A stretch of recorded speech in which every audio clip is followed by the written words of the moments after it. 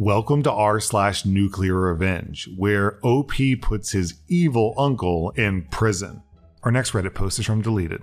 I've always been the black sheep of the family. My cousins grew up to be doctors, professors, creatives, and whatever else. Meanwhile, I've managed to just make a humble, stable, passive income through some business decisions. Nothing fancy, but I can afford a 1-bedroom in New York City and lived comfortably with that, and a part-time job in a cafe. Everyone in the family, including my own parents, judged me harshly for not pushing myself to do what my cousins do, especially my one cousin, Randy. Think the stereotypical dude bro who got rich thanks to working for his dad. Multiply that by 10 and you get Randy. Anyways, Randy always gave me the most flack, and eventually I just tuned them out because I get to enjoy my life with my significant other, work part-time, and still afford what I want. So, to cut the story short, Randy has a wife with 2 kids, and he also has a mistress. I found this out because one day when I was walking through the city, I saw him walking down the street with a woman who clearly wasn't his wife with their arms around each other.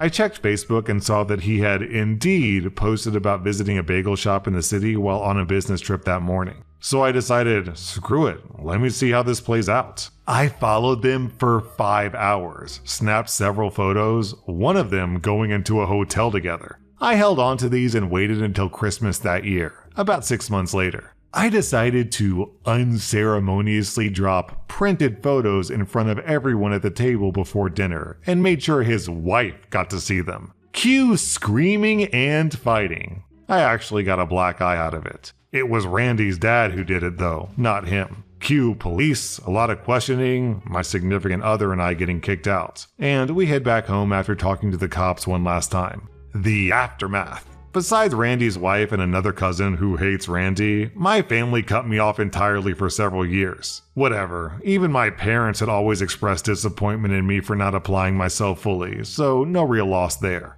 Randy got divorced. He lost full custody of the kids after threatening his ex. My family occasionally tries to guilt me into apologizing, but my response is some variation of, not gonna apologize for outing a cheating grunt, and I'm promptly blocked for another few months. My significant other and Randy's ex-wife are good friends, and the kids call me uncle. It's nice having a family who actually loves me unconditionally for once. My significant other and I got married, and that's when my family last tried to get in contact with me and were actually nice for once. Seeing me move on, I guess, eats at them. I don't know.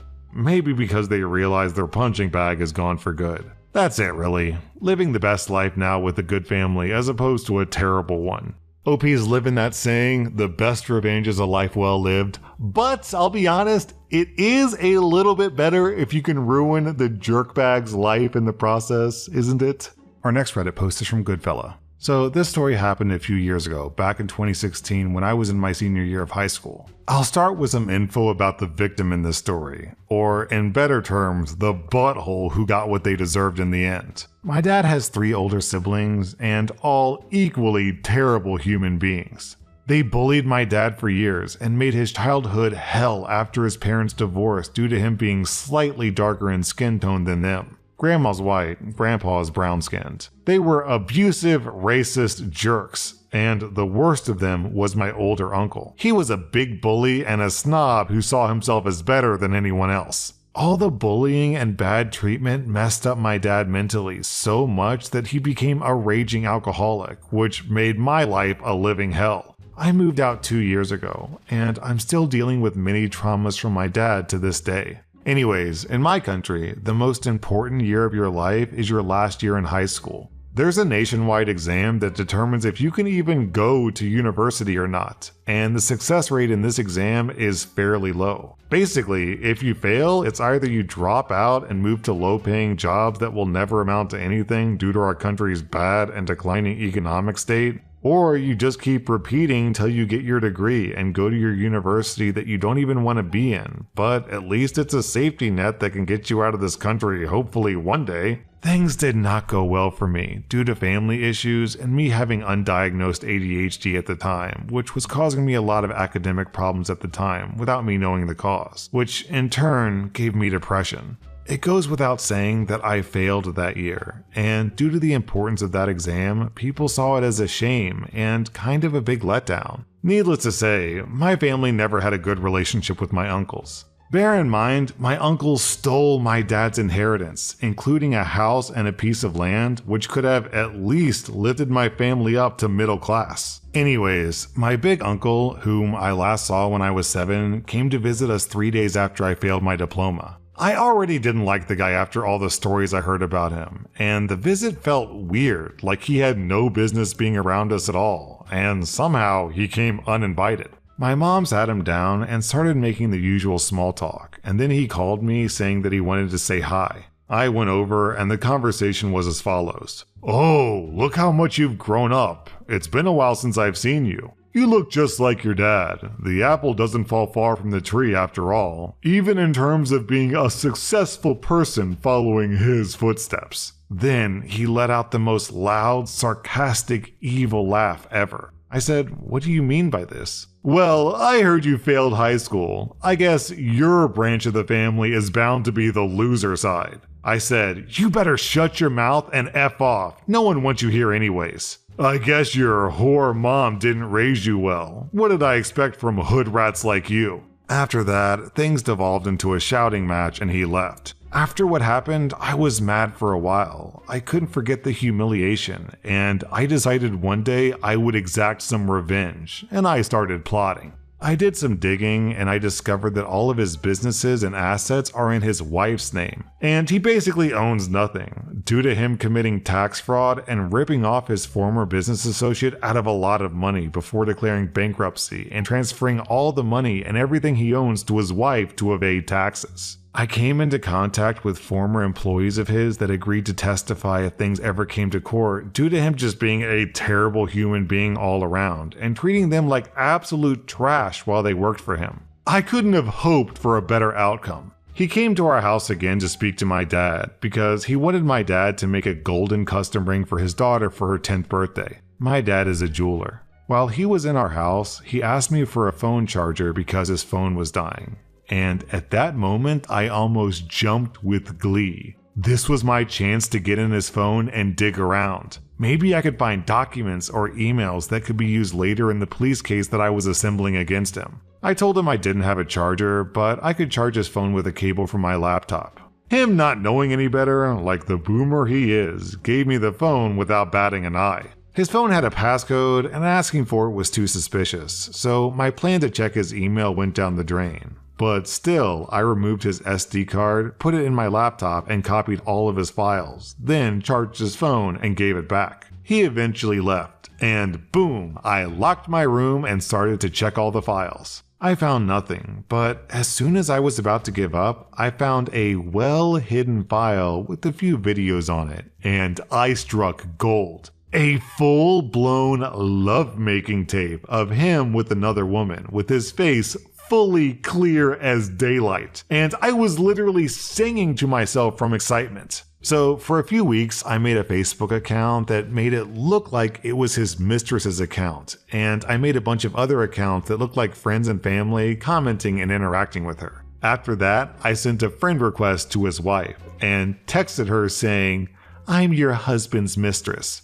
She didn't believe me at first, until I gave her so much personal info about him that she had to believe me. I told his wife that he told his mistress that they were divorced and he promised to marry the mistress. The wife requested that she talk with me on the phone. I got a female friend to help out by lending me her voice. The wife was destroyed after I sent her the video as proof. After that, she filed for divorce immediately and sued him for infidelity, which lost him custody and visitation rights for his girls. She took everything from him, even the house and all his money and assets, which were in her name. Overnight, he became homeless with 0 pennies to his name. But that wasn't enough for me.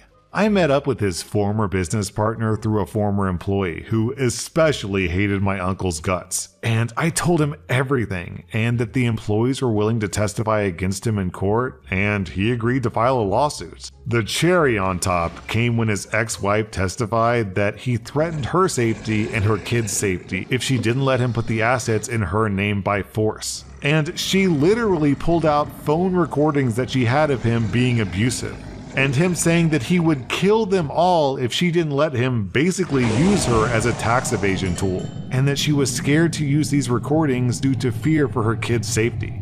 Due to their previous divorce case, the judge didn't need to hear anything more. My uncle got hit with 15 years in jail so fast he couldn't even comprehend what happened before he was on his way to the slammer. He'll never see his family again. He will never have his fortune back. Just to add insult to injury, I visited him a year and a half ago, and I just said one sentence: "This would have never happened if you just hadn't called me a loser," and I left. The look on his face when he pieced everything together almost cured my depression. I never told my involvement in this story to a soul except my little sister, my female friend that helped me, and now you read it. But I had to make him know just to be able to finally sleep at night. Our next Reddit post is from Ranthro. I'm a 35-year-old guy, and I own a 72-unit apartment complex. When I bought it, it was in good shape, and I spent several $millions getting all the apartments renovated. The rent wasn't increased for any of the tenants, and I made sure that it never went up by more than $50 a year for lease renewals.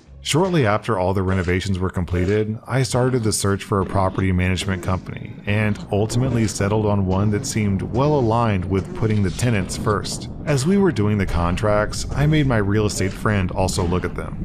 Between him and my lawyer, they recommended adding a clause in there. Basically, if there's any legal actions brought up against me for the apartment complex due to neglect of the property management staff, the property management will be responsible for all those costs and any legal fees incurred. This wasn't added in secret, and the legal team from the property management company agreed, and everything was finalized. They took over management of the complex a month later. I was fairly hands-off and only visited the site every 3 to 4 months. Other than that, I'd have monthly updates sent to me by the manager on site. A few months ago, I found out that a couple of the apartments had been left in severe shambles after the tenants moved out, and the cleaning crew had to take care of it. I didn't find out until after the fact that it wasn't completely accurate, because one of the apartments apparently had a bad roach infestation in the storage closet outside the apartment. After the new tenants moved into that apartment, they brought up the issue with the site manager. In the monthly reporting, the site manager claimed that maintenance staff tried to address it with traps and bug bombs. I didn't think too much of it and left it at that.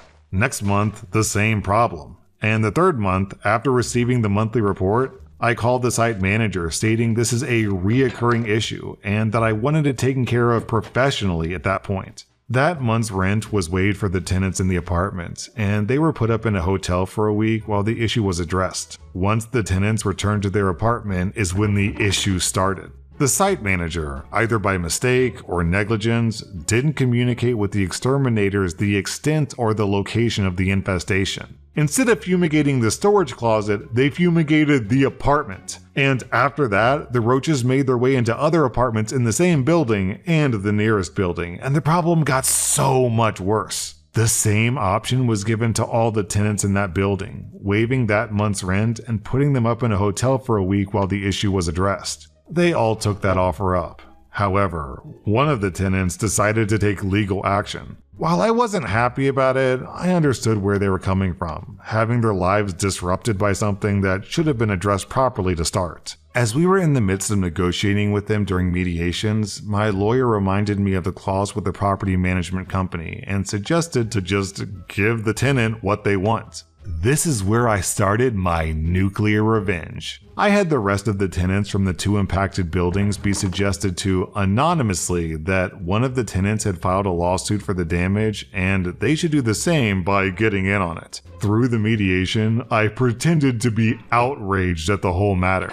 The negotiation started off at 3 months of free rent, but ultimately we all settled on 1 year of free rent for all those tenants. Overall, that came out to 16 apartments with rent averaging from $1,700 monthly that the property management had to pay for due to negligence of the site manager, equaling to roughly $325,000 in just the lost rent they had to pay for. And the cherry on top, due to the breach in service for property maintenance, they also had to provide free services for up to 6 months, while I seek out a new property management company, which cost them an additional $146,000, and still pay for the legal fees on top of that. Cool story, but if you want to know the really crazy thing, $1,700 a month in rent, times 12 months a year, times 72 units means $1.46 million of revenue per year.